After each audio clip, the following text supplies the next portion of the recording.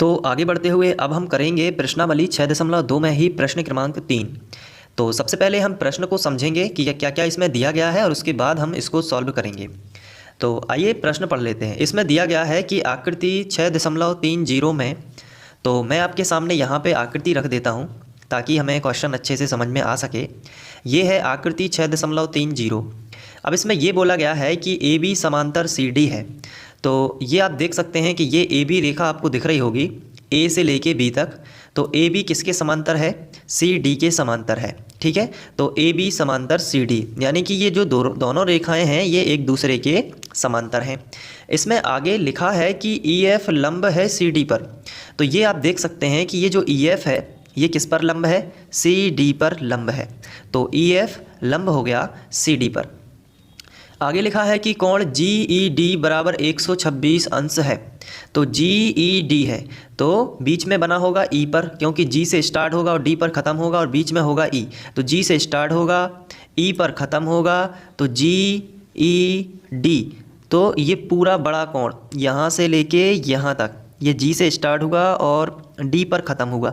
तो जी E D ये पूरा जो कोण है ये कितना दिया गया है? तो ये दिया गया है 126 अंश। तो हम यहाँ पे लिख सकते हैं कि ये पूरा कोण 126 अंश का है। आगे दिया गया है तो ए जी ई ज्ञात कीजिए। तो ए जी ई कहाँ पे है? ए जी ई ये वाला कोण हमें ज्ञात करना है, ये वाला। ठीक है, और भी कोण ज्ञात करने हैं जैसे कि जी ई एफ। तो जी ई एफ कहाँ होगा? देखिए जी ई एफ ये छोटा वाला एंगल जो है ये भी हमें ज्ञात करना है। तो इसको मैं दूसरे कलर के पेन से बना देता हूँ या पेंसिल से यहाँ पे बना देता हूँ। ये देखिए ये वाला एंगल भी हमें ज्ञात करना है। एक तो ये ज्ञात करना है, एक ये ज्ञात करना है, और आखिरी में है एफ जी ई। तो एफ जी और ई यानी बीच में क्या आया? जी आया ना। एफ जी ई बीच में क्या आया? जी। तो ये वाला हमें जी इस तरफ वाला भी ज्ञात करना है। ठीक है, तो बहुत ही सरल है ज्ञात करना, बस थोड़ा सा आप देखते रहिए। सबसे पहले वो चीज़ें लिखेंगे जो हमें दी गई हैं। ठीक है, तो तैयार हो जाइए जो जो चीज़ें हमें दी गई हैं उनको लिखने के लिए। क्या क्या दिया गया है? ए बी समांतर सी डी है। तो पहले तो ये बताया गया है कि जो ए बी रेखा है वो सी डी के समांतर है, तो हमने यहाँ पर लिख लिया। इसके बाद ये बताया गया है कि जो ई एफ है वो लंब है सी डी पर। तो ये भी लिख लेते हैं कि जो ई एफ है ये आप देख सकते हैं कि जो ई एफ है वो लंब है। लंब मतलब 90 डिग्री का कोण है, 90 अंश का। तो ई एफ लंब किस पर है? सी डी पर। तो ये भी हमने लिख लिया। और ये हमें जो 26 अंश दिया गया है, क्वेश्चन से ही देख के सब चीज़ें लिख रहे हैं, तो ये भी हमें क्वेश्चन से ही देख के लिख देना है कि ये भी हमें दिया गया है जी ई डी। कोण जी ई और डी ये हमें दिया गया है 126 अंश। ठीक है, तो ये चीज़ें हमने लिख ली।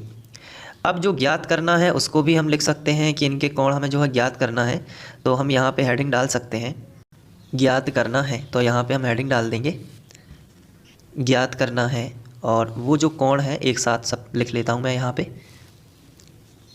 तो इस तरीके से लिख दिया, ये थोड़ा ऊपर लिख गया तो कोई टेंशन नहीं है। ये 3 कोण जो हैं वो हमें ज्ञात करने हैं। अब इसके बाद हम उपपत्ति करते हैं, यानी कि इसको अब कैसे कैसे इन कोणों को ज्ञात करना है। तो इसके लिए हम अलग से हेडिंग डाल देते हैं उपपत्ति।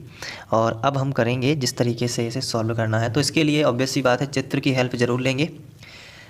अगर हम देखें तो ये दोनों रेखाएं समांतर हैं और ये लंब है, ये दिया गया है। ठीक है, बड़े ही आराम से समझना है, बहुत ही आसान है। तो जब समांतर रेखाएँ हैं, ठीक है, तो रफ में थोड़ा सा देख लीजिए। समांतर रेखाएँ अगर होती हैं और इनके बीच में कोई तिर्यक रेखा हो तो जितना कोण यहाँ पे बनेगा उतना ही कोण यहाँ पे बनेगा। ये एकांतर कोण कहलाते हैं, ये तो आपको मालूम है ना। तो बस सिंपल है, ये समांतर रेखाएं हैं दोनों ए बी और सी डी, ये तो हमें दिया गया है। ये तिर्यक रेखा है, ये तिरछी रेखा है ना, ये तिर्यक रेखा है। और तिर्यक रेखा से ही टच में ये 126 बना हुआ है। तो ये वाला भी कितना होना चाहिए? 126 होना चाहिए ना। तो बस ए जी ई हमें मिल चुका है, पहला कोण।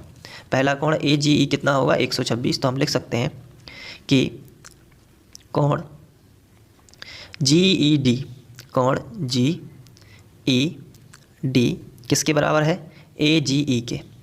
कोण ए जी और ई के, चूँकि दोनों कैसे हैं? एकांतर कोण है। कोष्टक में लिखेंगे दोनों एकांतर कोण है। यहाँ पे हम उपपत्ति में लिखेंगे चित्र से। ठीक है, तो और अच्छा हो जाएगा। दोनों एकांतर कोण है, ये हमें लिख देना है। अब GED तो 126 अंश है, तो यहाँ पे हम लिखेंगे कि GED तो 126 अंश है ना, तो AGE के बराबर हो गया, तो AGE भी कितना हो गया 126 अंश। ये हाईलाइट कर देंगे क्योंकि ये ज्ञात करना है, तो ये आ गया AGE। ठीक है, अब हमें ये वाला भी निकालना है इस तरफ का FGE, है ना।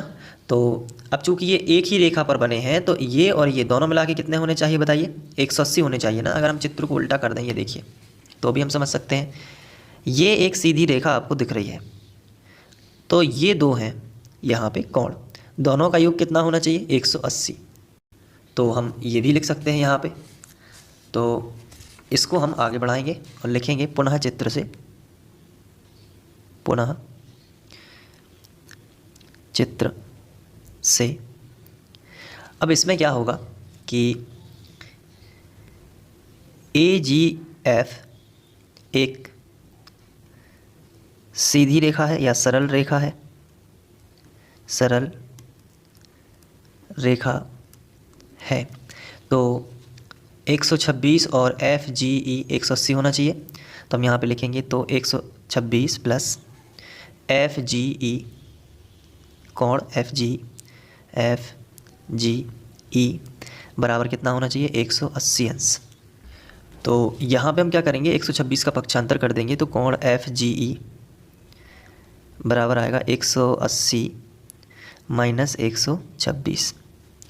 तो अब इसमें से घटा देंगे, तो कोण FGE बराबर 126 में से 180 में से 126 घट जाएंगे तो आएगा 54 अंश। तो यहाँ पे हम लिख देंगे कि ये होगा 54 अंश। तो ये भी हाईलाइट कर देते हैं, ये भी हमें ज्ञात ही करना था। इसके बाद ये दोनों हो चुके हैं ज्ञात, अब बचा ये वाला, तो ये भी बड़ी आसानी से हो जाएगा। टोटल ये 126 है ये, और ये लंब है चूँकि EF, तो ये 90 होगा ये वाला, तो 126 में से 90 घटा देंगे तो ये आ जाएगा। तो हम लिखेंगे चित्र में चूँकि कोण ये पूरा कितना है GED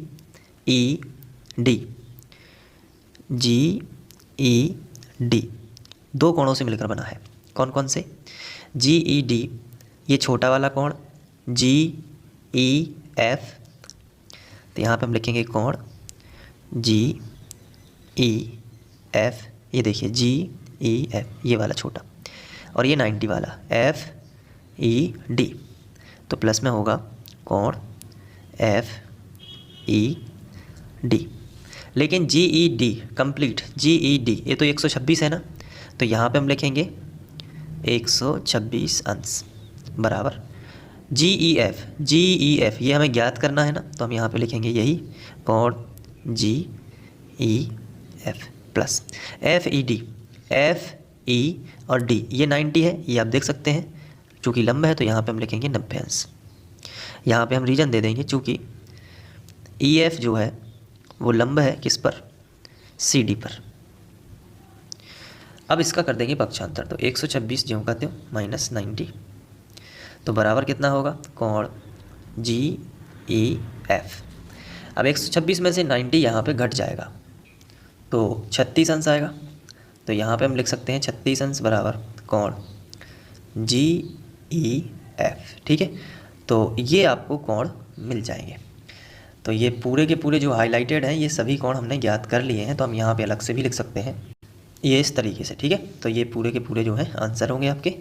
तो अब आप नोट कर लीजिए इसको और एक बार करके ज़रूर देख लीजिएगा कैसे कैसे किया है। ये आकृति तो बनी हुई है, तो इसको मैं साइड में रख देता हूँ, आपकी बुक में बनी हुई है और आप इसे स्क्रीनशॉट लेकर अच्छे से सीख सकते हैं। ये देखिए,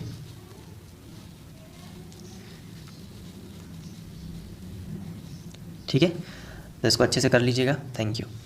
प्रश्न क्रमांक 4 को हल करेंगे। तो आइए सबसे पहले प्रश्न पढ़ लेते हैं। इसमें दिया गया है आकृति 6.31 में यदि PQ समांतर HT हो, तो यहाँ पे आकृति की ज़रूरत होगी। सबसे पहले जो आपको इस क्वेश्चन के साथ में आकृति दी गई है वो यहाँ पे ये रही। ठीक है, तो ये आकृति हम देखते जाएंगे और क्वेश्चन को पढ़ते जाएंगे और अच्छे से समझेंगे। तो आकृति में दिया गया है कि पी क्यू समांतर एस टी होगा, ये दिया है पहले से ही।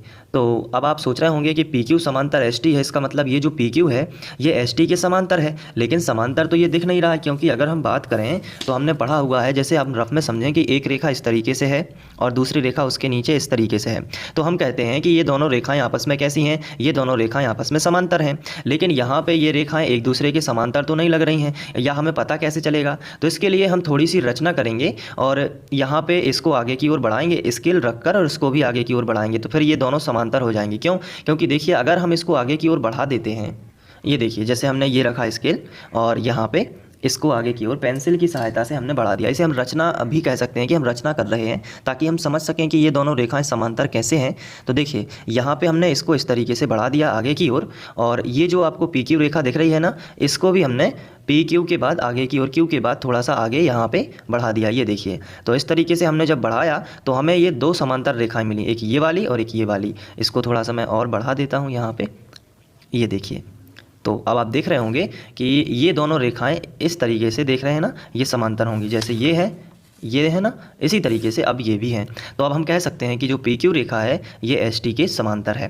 तो बस थोड़ी सी आपको रचना करनी होगी, बिंदु एस को आगे तक बढ़ाना होगा, और यहाँ पे हम कुछ नाम भी दे सकते हैं। मान लेते हैं कि ये जो पॉइंट है यहाँ से आगे की ओर बढ़ा के हमने पहुँचाया है, तो मैं यहाँ पे इस पॉइंट को और आगे मैंने बढ़ाया और यहाँ पे कुछ नाम दे दिया।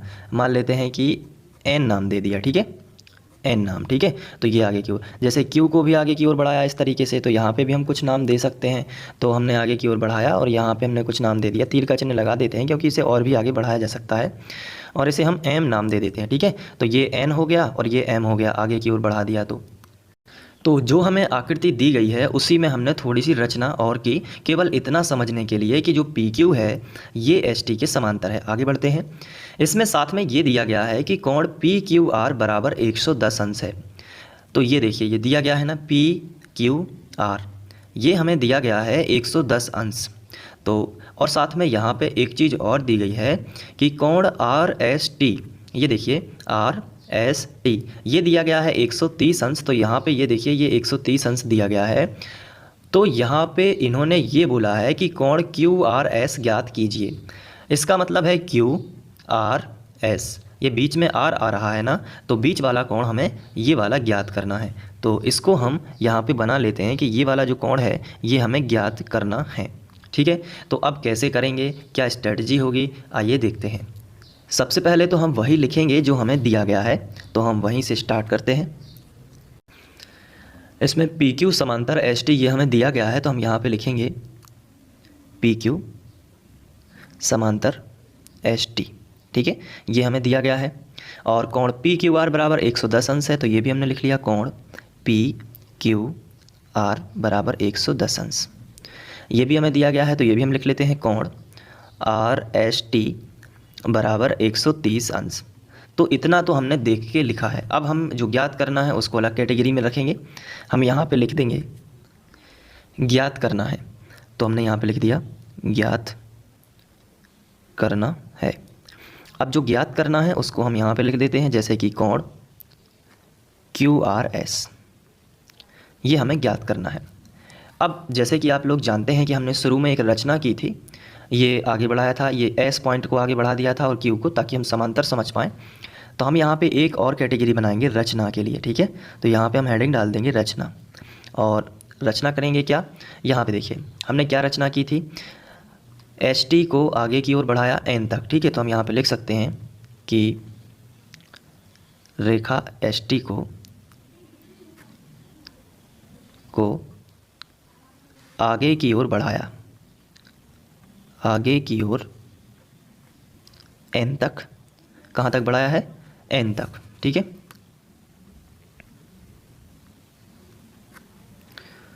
बढ़ाया और यहाँ पे आप देख सकते हैं कि पी क्यू को एम तक, पी क्यू को एम तक, ठीक है, बढ़ाया। ये रचना की है। ये वाला पॉइंट आप चाहें लिख भी सकते हैं और ना भी लिखें तो भी कोई दिक्कत नहीं है, बाकी सब चीज़ें लिखोगे तो ज़्यादा मेरे हिसाब से अच्छा रहेगा। तो ये हो गया रचना। अब हम बात करेंगे उपपत्ति। तो यहाँ पे अब इसको सॉल्व करेंगे। अब यहीं से आपको बहुत अच्छे से देखना है, क्योंकि अगर ये उपपत्ति आप पे बन जाती है तो सभी चीज़ें अच्छे से बनेंगी। तो आइए देखते हैं कि कैसे हम ये वाला कोण ज्ञात करेंगे। यही हमारा टारगेट है, ये वाला कोण ज्ञात करना। तो इसके लिए हम क्या करेंगे, यहाँ से भी एक लाइन खींच सकते हैं और एक रचना और भी कर सकते हैं। रचना का एक पॉइंट और बनाएंगे हम। यहाँ पे भी एक समांतर रेखा हम खींच लेते हैं। ये देखिए, ये अगर हम इसकी भी रचना करें, पेंसिल से ही करनी होगी। तो ये देखिए, ये हमने रचना और एक कर दी और इसको हम नाम दे सकते हैं, आगे इसको इधर भी बढ़ा दिया। यानी कि हमने पी क्यू और एस टी, जैसे ये दोनों आपस में समांतर है ना, तो इन तीनों के समांतर एक रेखा खींच दी और इसे हम कह सकते हैं ए बी नाम दे दीजिए, ए बी। ठीक है, तो ए बी नाम दे दी। अब इसके बाद इसको हम देखते हैं कि कैसे सॉल्व करेंगे। देखिए, अब सबसे पहले हमें यहाँ पे इतना करने के बाद क्या समझ में आया कि एस टी, पी क्यू और ए बी, ये तीनों रेखाएं आपस में समांतर हैं। ये रेखा, कहने का मतलब है ये वाली रेखा जो आपको सबसे पहले दिख रही है, उसके बाद ये वाली रेखा और उसके बाद ये वाली रेखा, ये तीनों रेखाएं आपस में समांतर हैं। ठीक है, तो रचना में एक पॉइंट और बढ़ा देते हैं, तथा एस टी समांतर ए बी खींची। एस टी समांतर ए आर बी खींची, ऐसा लिख सकते हैं, ए आर बी। ठीक है, तो ए आर बी खींची। ठीक है, तो ये हो गया। तो अब इसका मतलब है कि जब एस टी के समांतर ए बी होगी तो पी क्यू के तो अपने आप ही होगी, क्योंकि एस टी और पी क्यू पहले से समांतर है ना। तो ये तीनों रेखाएं समांतर हैं, बस इतना ही आपको करना है। अब देखिए, हमें ये वाला कोण ज्ञात करना है। तो यहाँ पे आप देखो कि पी क्यू और ये वाली रेखा समांतर है। तो अगर हम ध्यान से देखें तो ये वाली रेखा और ये वाली रेखा समांतर है और ये तिर्यक रेखा है। तो जितना कोण यहाँ पे बनेगा उतना ही कोण ये वाला पूरा, फिर से समझिए, ये वाला पूरा कोण, ये यहाँ से लेके यहाँ तक, ये भी उतना ही बनेगा। क्यों? क्योंकि समांतर रेखाएं होती हैं ना, समांतर रेखाएं हैं, दो समांतर रेखाएं हैं और उनके बीच में कोई तिर्यक रेखा है। यहाँ पे समझिए अच्छे से, ये कोई तिर्यक रेखा है, तो जितना कोण यहाँ पे बनेगा ना उतना ही कोण यहाँ पे बनेगा।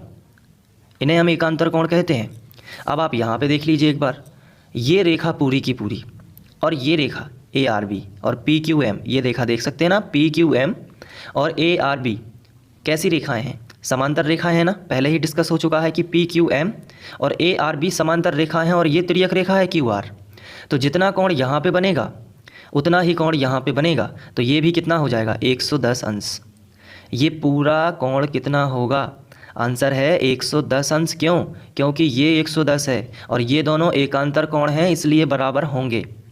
तो ये पूरा हमें मिल गया। लेकिन क्या ये ज्ञात करना था? आंसर है नहीं, हमें तो ये ज्ञात करना है। तो थोड़ा सा प्रयास और करेंगे। पहला प्रयास तो हो चुका है।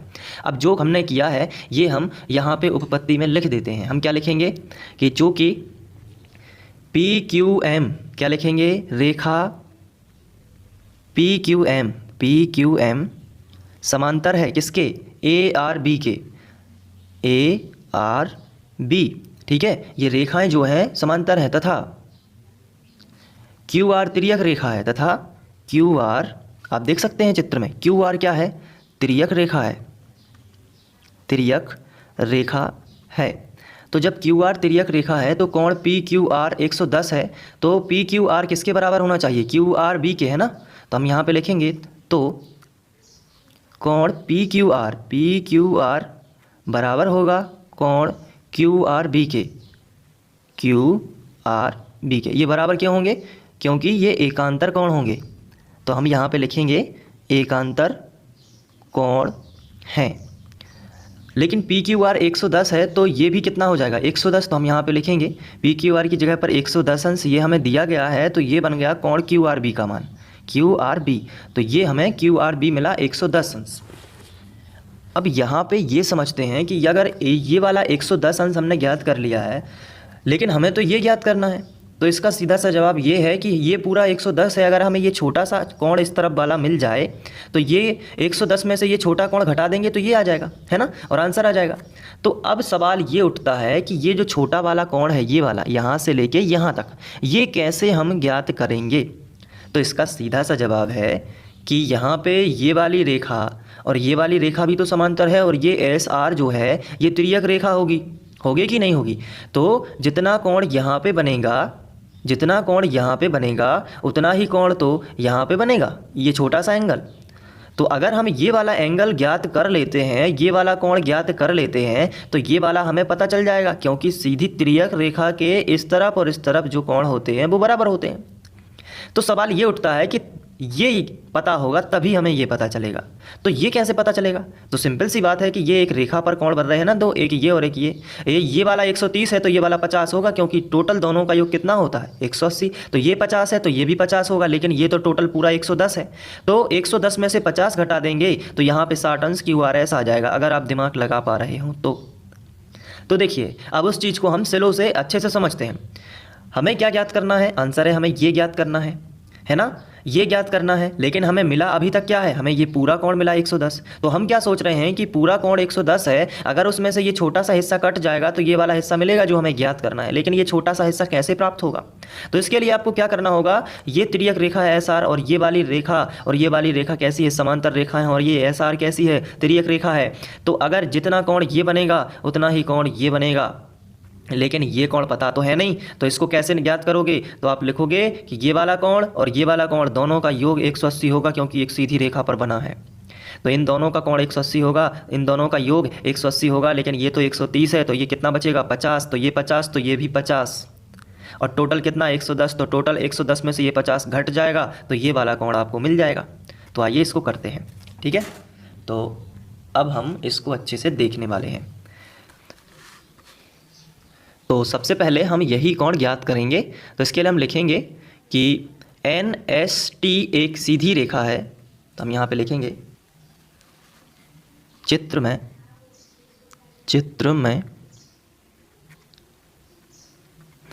NST एक सीधी रेखा है,